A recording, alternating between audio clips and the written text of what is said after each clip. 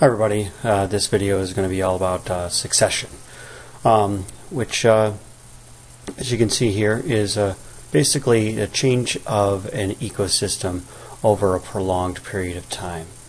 So I'm just going to read this here, you can read along with me.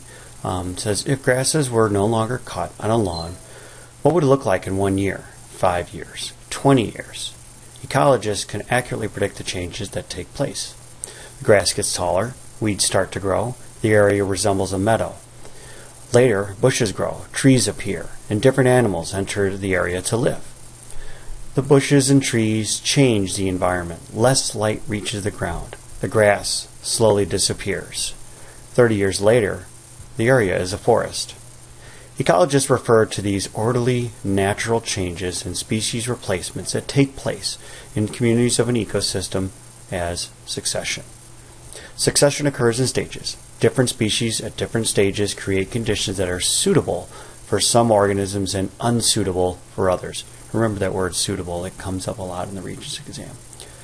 Over time, the environment is made more suitable for complex plants and animals. Succession is often difficult to observe. It can take decades or even centuries for one type of community to completely succeed another. All right. So scrolling down here, so we're going to first look at succession that can take place and occur from a lake to a forest. So over here we have the first stage. Okay, we have this lake. So what kind of autotrophs might we have? Well, we're going to have some small tree. We've got some seaweed, some algae, a little lily pad, some cattails.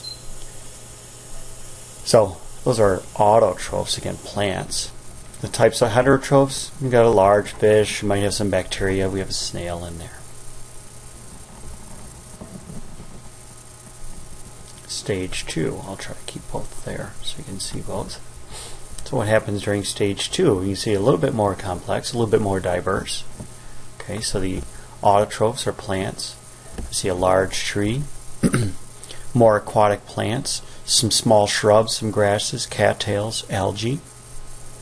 I want you to notice this dotted line here represents where the original pond was. So I wonder where all of that fill came in.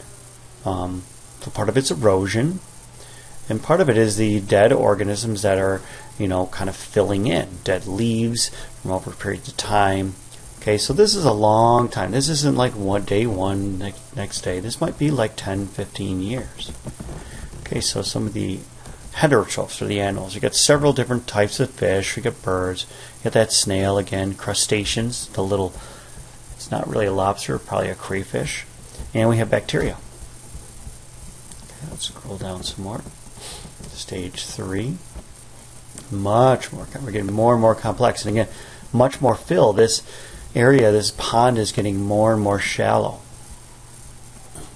So we have trees of various sizes. We have grasses and shrubs, seaweed, algae, cattails, more lily pads I can see over there too. I didn't mention that. If you could, in these pictures, take a second and draw in the sun. Could you draw in the sun for stage 1, 2, 3, and 4 below? Alright, we have a turtle. We have a frog. You can see a little bird over here, right there. We have several insects like that dragonfly that is there. Okay. Stage 4. Looks like it's completely filled in. Okay. So, and here are some of the heterotrophs. We got many trees, grasses, shrubs, no aquatic plants. So this probably took at least 100 years to get to stage 4. Oh, I left off the bunny. There's a little bunny right there. Okay, birds. Some of the things not pictured, you might see squirrels and other forest animals in there as well. Okay, so we can have a small pond that fills itself in over 100 years or so and forms a forest.